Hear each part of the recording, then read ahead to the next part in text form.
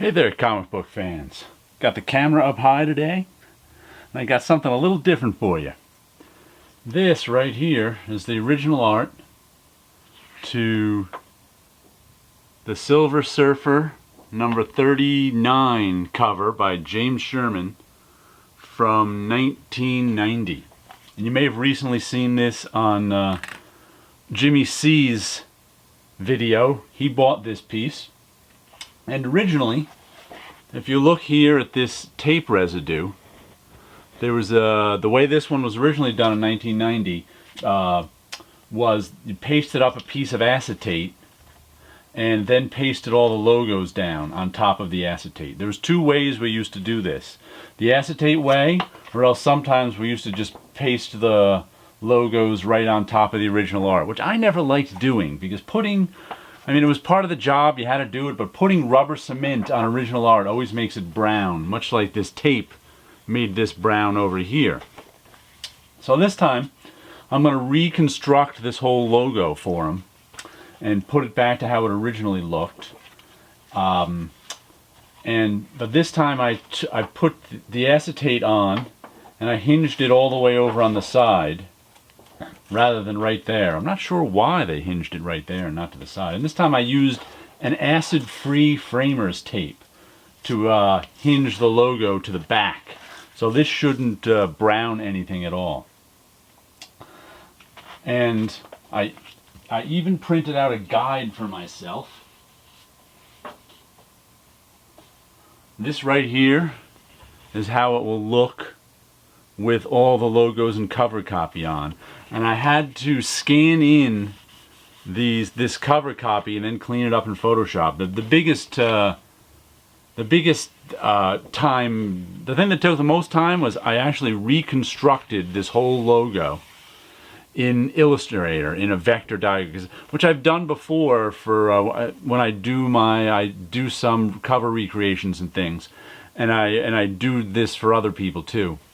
I reconstruct logos, but man, this was one of the hardest logos to reconstruct because it has all these curved lines in it with a second layer of curved lines in between. And then sometimes these corner box art is tough to reconstruct too because those are usually printed pretty crappily to begin with. You know, it used to be, let me show you this. I'll show you what I'm going to actually paste down. When we used to do this, there'd be something like this in Marvel's files, where if we needed to paste up a Silver Surfer comic, we'd go to the files, open up one of the big file drawers and find the Silver Surfer logo, and it would have the corner box and the Surfer logo on it, and we'd change the number in the box, and then we'd paste that down. So I'm doing sort of the same thing right now with this one, except I'm not going to use any kind of rubber cement. I am going to use this positional mounting adhesive, Scotch. We used to just call this 3M paper. See, 3M makes it.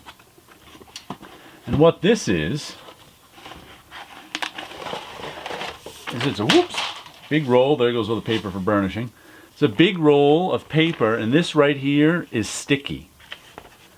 That is an adhesive right there, and this is also archival. It's not supposed to brown or stain the page. As you can see, it's for professional artists and framers. So we used to use this stuff at Marvel sometimes too, and I actually liked this stuff better than rubber cement because it doesn't turn the art brown. So what we do here is just open up one of these. Let's put that right across there.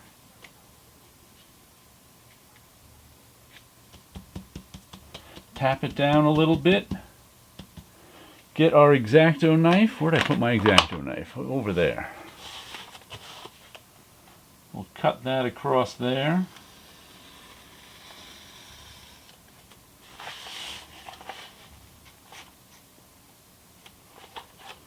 Okay, we can put that aside.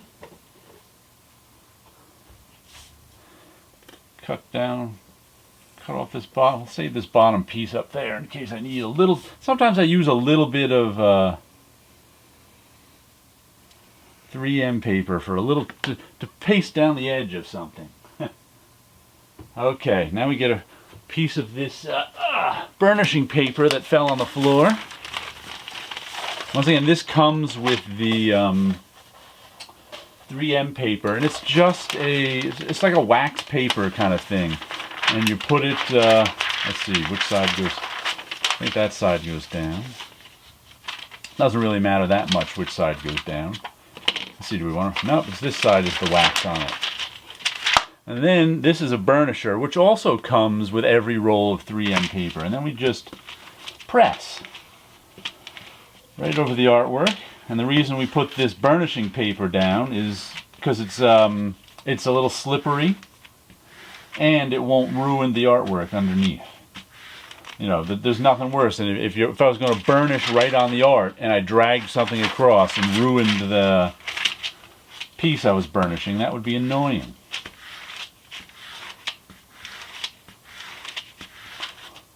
So we burnish that down.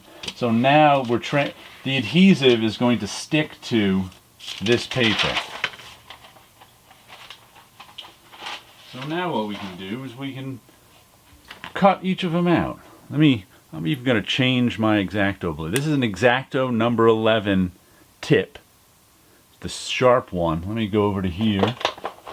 Here's a box I have with other number 11 tips.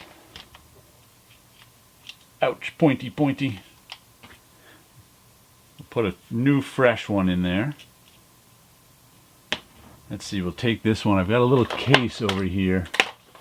I used to use Tic Tac containers. Now I use these Now Mentos containers.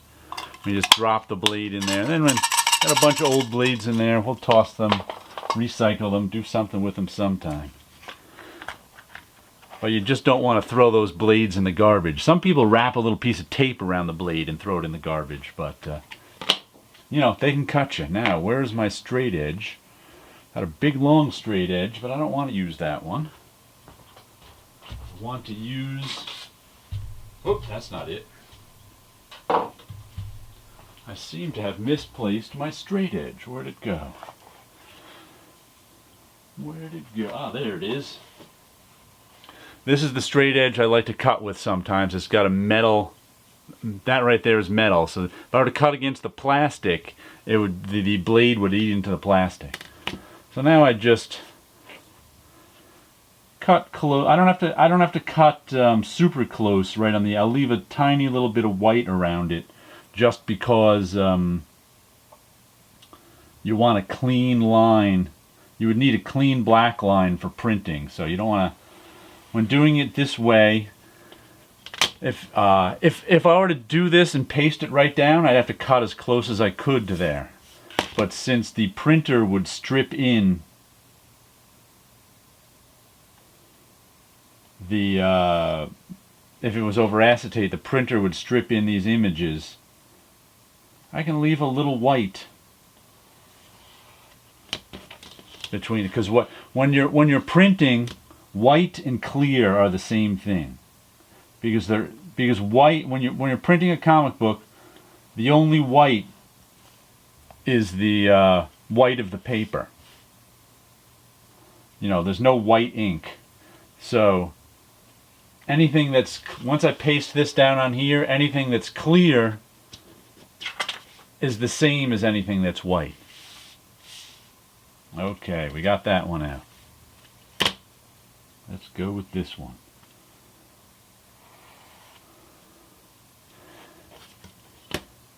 As you can see, I've got all of the, let me show you this in a minute. My blade loosened up a little.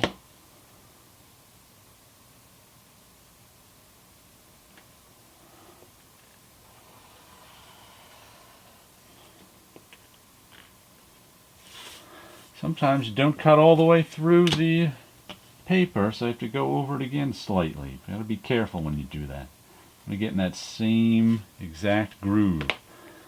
I've got the right price, and this is the direct edition, so it's got the UK price on it.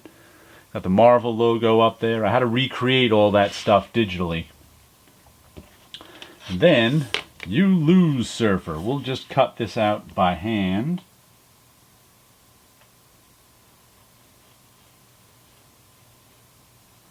Leaving a little bit of white around the balloon because it's going on acetate.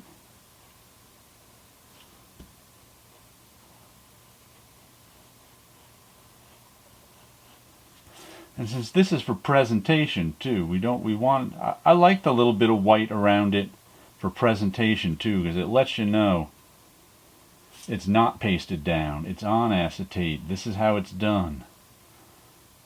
So I like, I have to make it as neat as possible, once again, because this is for presentation.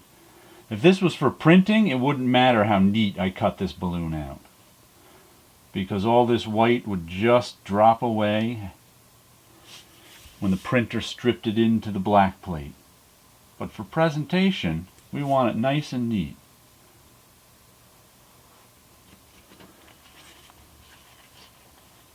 Didn't quite all the way come out. Let's see. Sometimes these curves don't want to cut all the way. But there's backing paper on this, so I'm cutting through the backing paper too.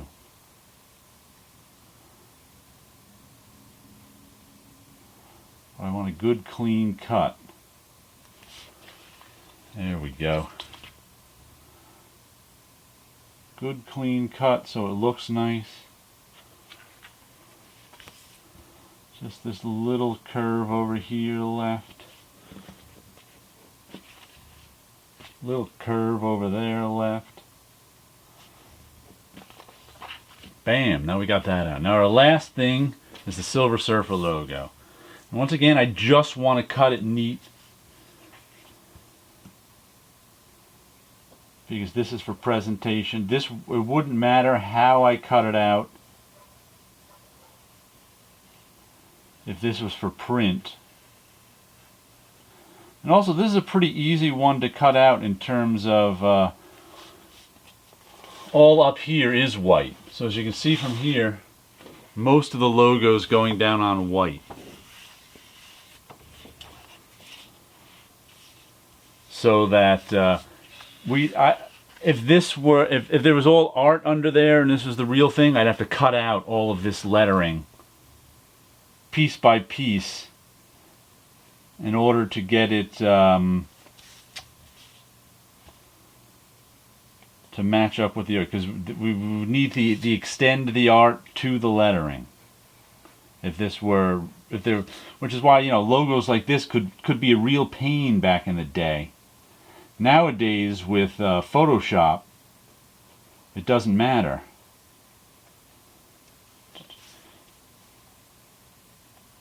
Because, you know, it's automatically cut out in Photoshop. To get the in there, that real tiny the was a pain. Let's see. We have this cut out all the way. That's cut out. That seems to be hanging up right there a little bit. But this is what we used to do all day when we were getting these covers ready for print. Cut out logos. And sometimes we'd have to do this cutting right on the cover. So you had to be able to cut only through the logo and not into the artwork. Some people who were not very good at this would cut into the artwork, much to the chagrin of the person getting the artwork back. Because then they'd have cuts in their artwork for the logo. That would not be good.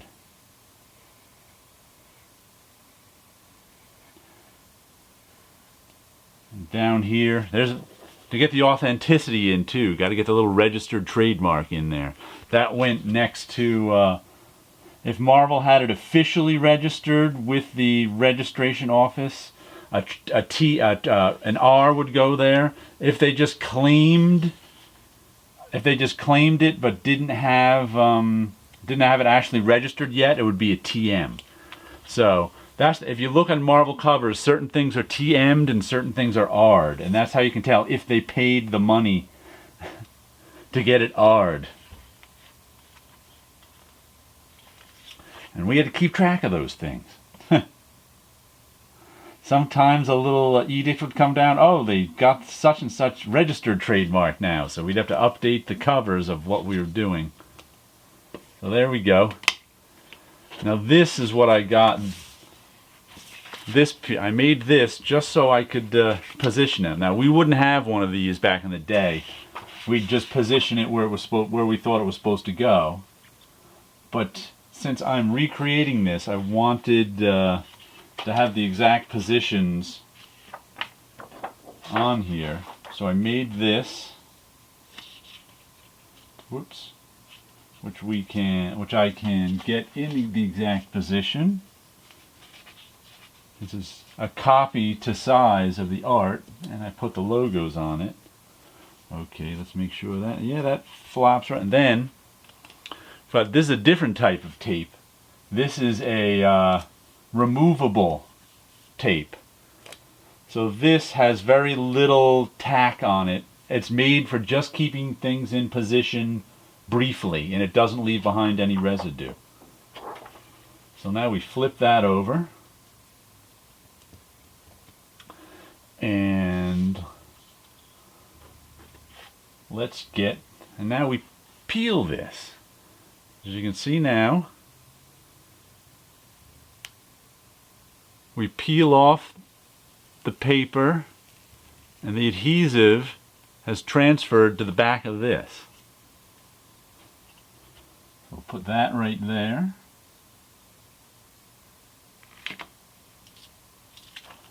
And it's repositionable, so until you burnish it down, you can move it a bit. But it's tough on this acetate. So let's just get that right in place. See, it's crooked. We don't want it crooked. We lift that up, move it up slightly, put it there. Matter of fact, let's check its straightness with our gridded ruler with the edge. That is straight. See, this ruler has grids in it.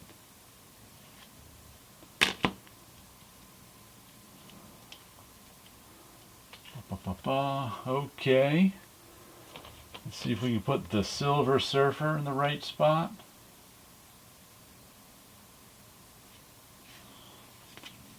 So again, we can even burnish this one more time just to make sure. Sometimes I do that before I put it on. I give it a little more burnishing.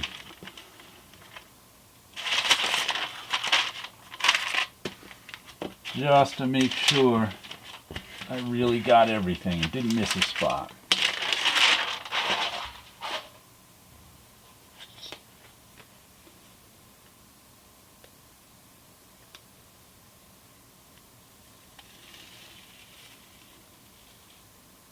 See that? That spot didn't go down.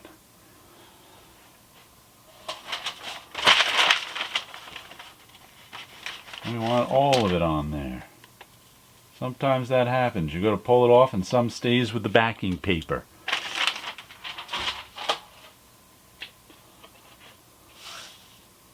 We'll put this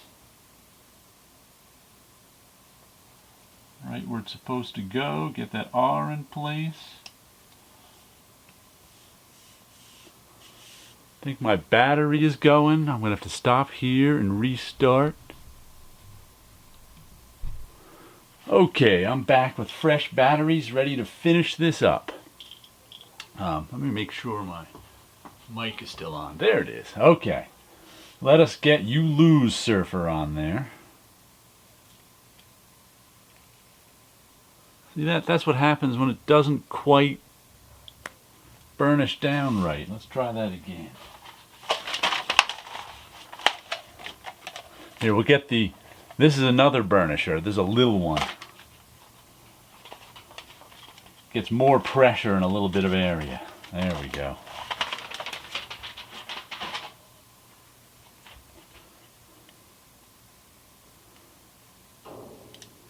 You lose, Surfer. Where's my X-Acto?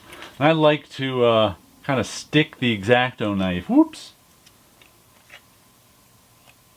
to the balloon to help me move it on correctly.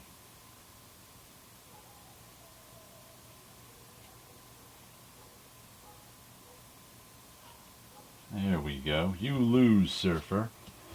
Then I'm going to take this out, because I think it'll be easier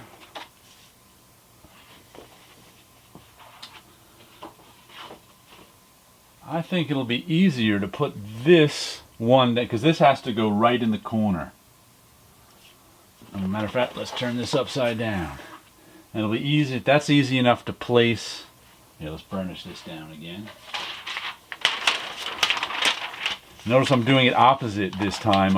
I'm burnishing the back of the 3M paper with the burnishing paper on the table. So you can do it that way too.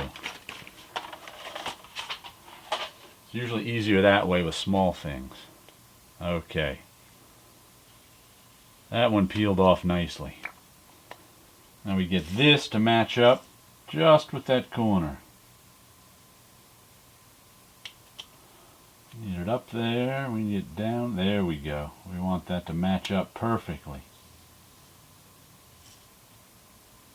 Oh, look at that. That T is bumping into our corner a little bit. So we're going to have to lift this up.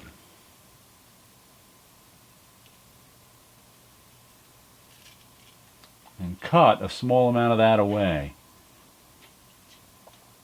So let's slip that under there.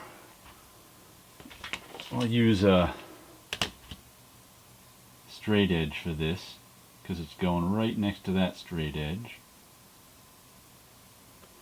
We'll just slice a tiny bit away of the white from that T.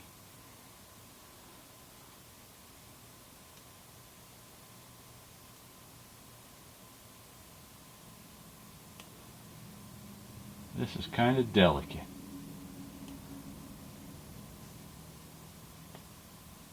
There we go. Oop, I get that little corner out of there. I like the way that matches up better now. Now we can move that.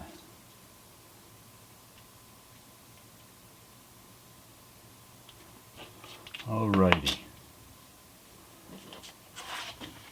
And that is what it originally looked like. Except for, in the original one, they removed this hand. Okay, I'm back for a third time. Since the phone rang, I just keep getting interrupted. And there, that is how it originally looked, except for in the original one, if you go, I don't have a copy of the comic, I was using a digital one. They removed that hand with the knife in it, but left the knife. And the knife was cut through this game. Actually, they removed the hand and the knife. And this knife was cut up through the cover copy. But I don't think we're going to do that because that'll just mess. We're just going to leave that uncut so that whoops. Did I just kick that? I'm going to leave that uncut so you can see the whole cover. And then just flip this back. And you can see the original art. And flip that back and we got the logo and everything on it. And oh, we also have to burnish this stuff down. It's all in the right place, right? Yeah, we got that. That's all in the right place. So in order to make sure it stays down, we burnish on top of it. Oop, wrong side. That's the waxy side.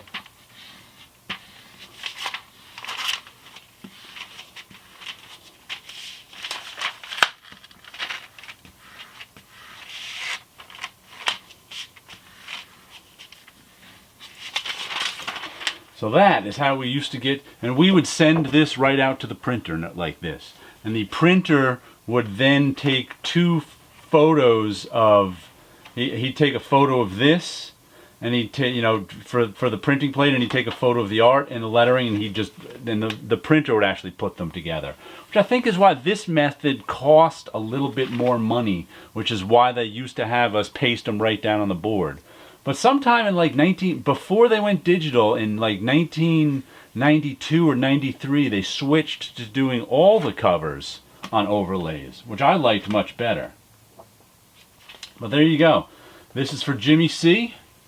It's Silver Surfer number 39. Whoop, hold on, we can't even see it at this angle. Silver Surfer number 39. Let's change our angle. With its new logos and trade dresses on it.